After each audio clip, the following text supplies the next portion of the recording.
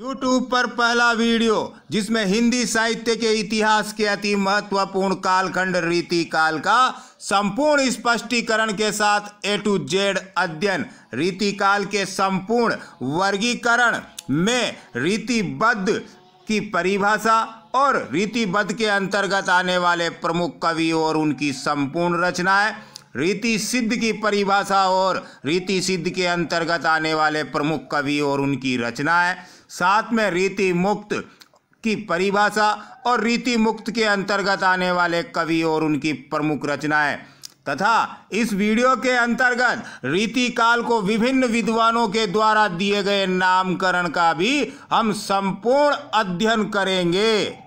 रीति काल मध्यकाल को दो भागों में विभाजित किया गया था। पहला पूर्व मध्यकाल जिसे भक्ति काल नाम दिया गया तथा दूसरा उत्तर मध्यकाल जिसे हम रीति काल के नाम से जानते हैं। इस रीति काल की समय सीमा 1700 ईस्वी से लेकर के 1850 ईस्वी तक स्वीकार की गई है। रीति काल के नामकरण पर भी विद्वान एक मत नहीं है। विभिन्न विद्वानों ने रीति काल का अलग अलग नामकरण किया है, जैसे कि अलंकृत काल ये नाम मिस्र बंधुओं ने रीति काल को दिया है तथा श्रृंगार काल ये नाम विश्वनाथ प्रसाद मिश्र ने रीति काल को दिया है। रीति काल नामकरण आचार्य रामचंद्र शुक्ल ने किया है। रीति काल को रीति श्रृंगार युग का नामकरण डॉक्टर भागीरथ मिश्र ने किया है तथा रीति काल को कला काल कहने वाले डॉक्टर उमाशंकर शुक्ल रसाल थे। ये वो विभिन्न विद्वान हुए हैं जिन्होंने रीति काल का नामकरण किया है।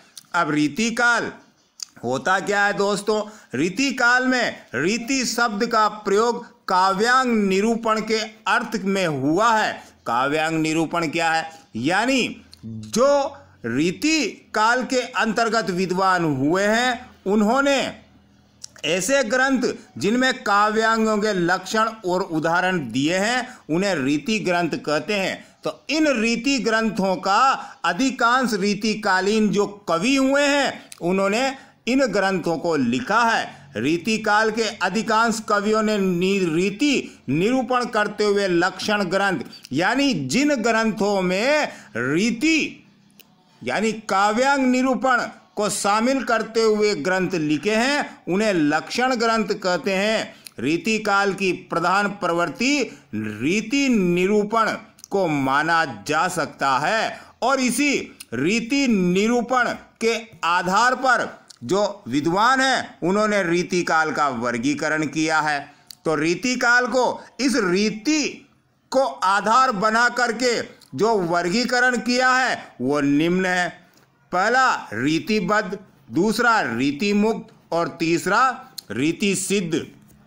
इस वर्गीकरण को हम चार्ट के रूप में भी समझ सकते हैं, जैसे कि रीति काल का वर्गीकरण रीतिबद्ध, इसके अंतर्गत अनेक कवि आते हैं जिन्होंने लक्षण ग्रंथों की रचना की। रीति सिद्ध जो रीति में निपुण थे लेकिन लक्षण ग्रंथों की रचना नहीं की। और तीसरे रीति मुक्त जो रीति में निपुण तो थे लेकिन उन्होंने अपने मन के विचारों के आधार पर स्वतंत्र काव्य रचना की।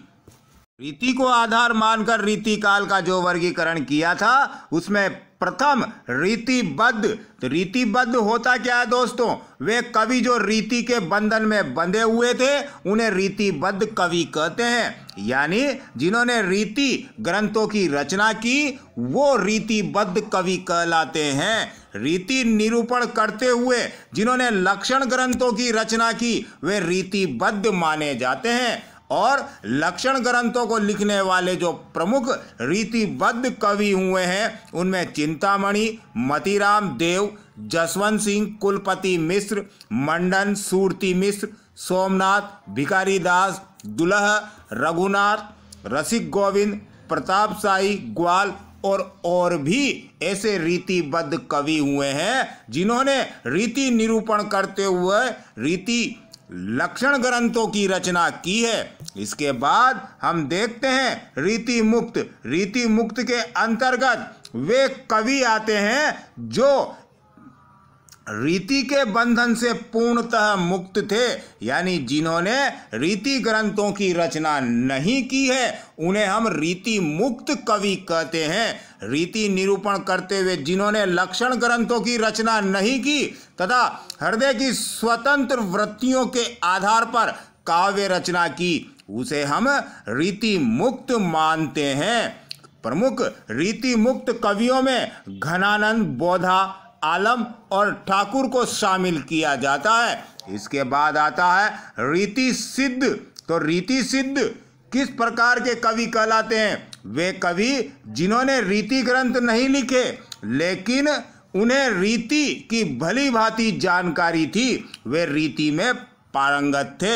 यानी ऐसा नहीं है कि वो रीति से अनजान थे, वो रीति में पारंगत थे और उन्हें रीति की भली भांति जानकारी थी, लेकिन बस उन्होंने रीति ग्रंथों की रचना नहीं की। रीति की इस जानकारी का पूरा उपयोग इन रीति सिद्ध कवियों ने अपने काव्य ग्रंथों में किया है। रीति सिद्ध कवियों के अंतर्गत बिहारी दास जी प्रमुख कवि हैं और इनका एकमात्र ग्रंथ बिहारी सतसई है। अब हम इन कवियों का बारी बारी से अध्ययन करते हैं, जिसके अंतर्गत सबसे पहले रीतिबद्ध कवि और उनकी रचनाओं को देखते हैं। प्रथम चिंतामणि, इनकी रचनाओं में हम शामिल करते हैं कवि कुल कल्पतरु, काव्य विवेक, श्रृंगार मंजरी, काव्य प्रकाश, रस विलास और छंद विचार। ये चिंतामणि के जो ग्रंथ हैं वो हैं। साथ में मतीराम जी, ललित ललाम, रसराज, मतीराम सतसई, अलंकार पंचाशिका, व्रत कौमुदी, ये रीतिबद्ध कवि हैं जिन्होंने लक्षण ग्रंथों की रचना की।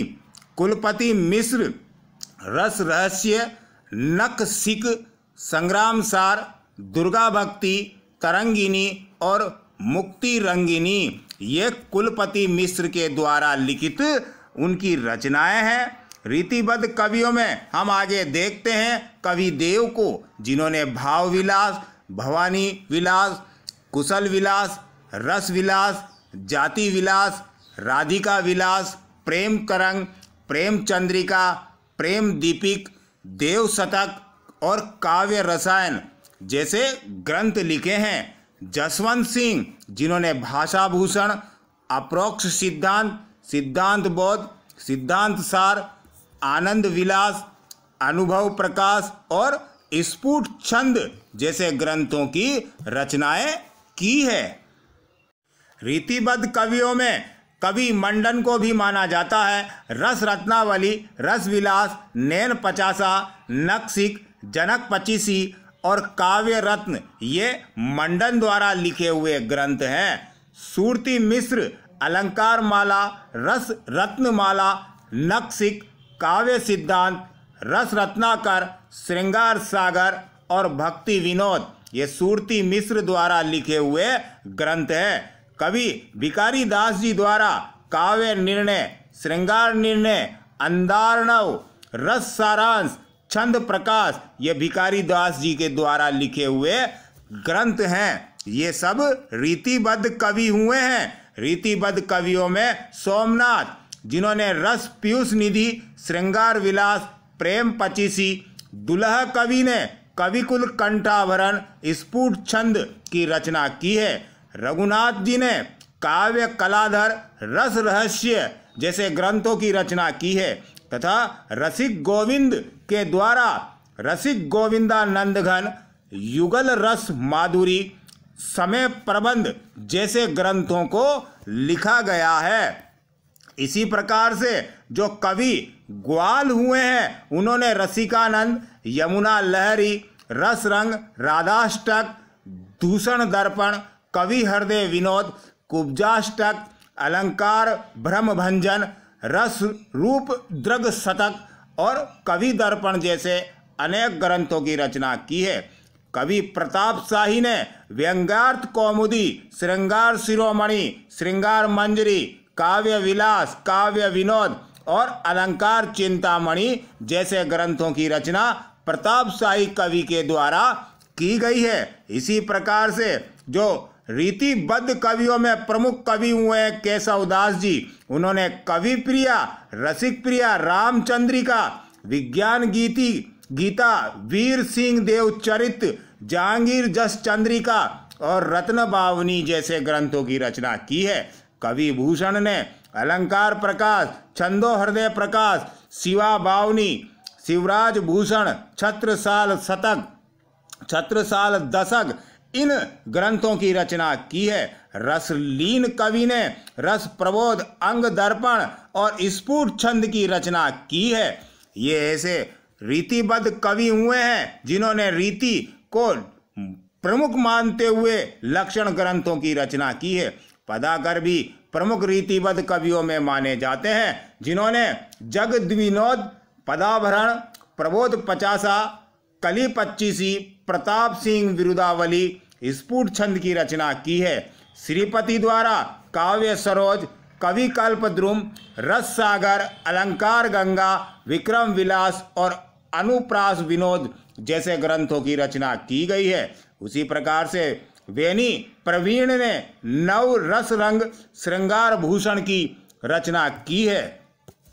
सेवादास रस दर्पण, नखशिख, राधा सुधा शतक, रघुनाथ अलंकार की रचना सेवादास जी ने की है। कवि गिरधर, कवि राय, इन्होंने स्फुट छंद की रचना की है। कवि राम सिंह ने अलंकार दर्पण, रस शिरोमणि और रस विनोद की रचना की है। इसी प्रकार से गिरधर दास जी ने रस रत्नाकर, भारती भूषण और उत्तरार्ध नायिका वेद जैसे ग्रंथों की रचना की है। इसी प्रकार से जो सुखदेव मिश्र हुए हैं, उन्होंने व्रत विचार, छंद विचार, रसार्णव, श्रृंगार लता जैसे ग्रंथों की रचना की है। कालिदास द्विवेदी जी ने वर वधु विनोद ग्रंथ की रचना की है। चंद्रशेखर वाजपेयी ने रसिक विनोद, माधवी वसंत, नखशिख, वृंदावन शतक और गुरु पंचाशिका जैसे ग्रंथों की रचना की है। वेनी बंदीजन ने रस विलास ग्रंथ की रचना की है। इसके बाद हम देखते हैं कि रीति मुक्त के अंतर्गत जो प्रमुख कवि और उनकी रचनाएं हैं, उनमें तो रीति मुक्त प्रमुख कवियों में सबसे पहले हम घनानंद का नाम लेते हैं, जिन्होंने पदावली, वियोग केली, सुजान, हित प्रबंध, प्रीति पावस, कृपाकंद निबंध, यमुना यस और प्रकीर्णन छंद की रचना की है। ये सारे ग्रंथ कवि घनानंद के माने जाते हैं। इसी प्रकार से कवि बोधा ने विरह वारिस और इश्क नामा जैसे ग्रंथों की रचना की है। कवि आलम ने आलम केली और कवि ठाकुर ने ठाकुर टसक जैसे ग्रंथों की रचना की है। कवि द्विजदेव ने श्रृंगार लतिका, श्रृंगार बत्तीसी, श्रृंगार चालीसा और कवि कल्पद्रुम इन ग्रंथों की रचना द्विजदेव के द्वारा की गई है। अब हम बात करते हैं रीति सिद्ध कवियों की। रीति सिद्ध कवियों के जो प्रतिनिधि कवि हैं वो बिहारी हैं। बिहारी जी का जन्म विक्रम संवत 1652 में ग्वालियर में हुआ था और बिहारी दास जी का निधन विक्रम संवत 1720 में हुआ था। बिहारी दास जी के पिता का नाम केशव राय था और इनका विवाह मथुरा में माथुर ब्राह्मण की कन्या के साथ हुआ था। इनकी साहित्यिक रचनाओं में एकमात्र बिहारी सतसई है और इस बिहारी सतसई की रचना 1692 विक्रम संवत में की गई थी। इसमें कुल दोहों की संख्या 713 मानी जाती है और बिहारी जो सतसई ग्रंथ है उसका प्रधान रस श्रृंगार रस माना जाता है। इस बिहारी सतसई में जो इसका प्रमुख वर्ण विषय यानी श्रृंगार रस है, इस बिहारी सतसई की रचना 1692 विक्रम संवत, इसमें जो 713 कुल दोहे माने गए हैं उनमें से 558 दोहे श्रृंगार संबंधी हैं। इसीलिए हम कहते हैं कि बिहारी सतसई का प्रमुख वर्ण विषय श्रृंगार रस है, क्योंकि इसमें सर्वाधिक दोहे जो 558 है वो श्रृंगार से संबंधित लिखे गए हैं। 50 दोहे भक्ति से संबंधित है, 45 दोहे नीति से संबंधित है, 35 दोहे जो हैं वो प्रकृति से संबंधित है और 17 दोहे दर्शन और ज्योतिष से संबंधित है तथा 7 दोहे आमेर नरेश जयसिंह से संबंधित है। कवि बिहारी अत्यंत प्रतिभाशाली थे, इसीलिए विभिन्न विद्वानों ने कवि बिहारी को अनेक उपनामों से संबोधित किया है। इसी प्रकार से जैसे आचार्य हजारी प्रसाद द्विवेदी ने बिहारी को रीतिकाल का सबसे अधिक लोकप्रिय कवि कहा है और डॉक्टर विश्वनाथ मिश्र ने बिहारी को हिंदी मुक्तक साहित्य का बेजोड़ कवि माना है। लाला भगवान दीन ने बिहारी को हिंदी साहित्य का चौथा रत्न कह करके संबोधित किया है और डॉक्टर श्याम सुंदर दास ने जो बिहारी के द्वारा लिखित ग्रंथ है बिहारी सतसई, इसको रामचरितमानस के बाद सबसे अधिक प्रचारित कृति स्वीकार किया है। यानी बिहारी दास जी का हिंदी साहित्य के इतिहास में बेजोड़ स्थान है और उसी के आधार पर विभिन्न विद्वानों ने उनकी प्रतिभा को मानते हुए उन्हें अनेक उपनामों से संबोधित किया है। तो दोस्तों, वीडियो कैसी लगी कमेंट में ज़रूर बताएं और वीडियो को ज़्यादा से ज़्यादा शेयर करें, लाइक करें और हमारे YouTube चैनल हिंदी एकेडमी को सब्सक्राइब कीजिए और अपना प्यार भरा आशीर्वाद प्रदान करते रहिए। जय हिंद, वंदे मातरम।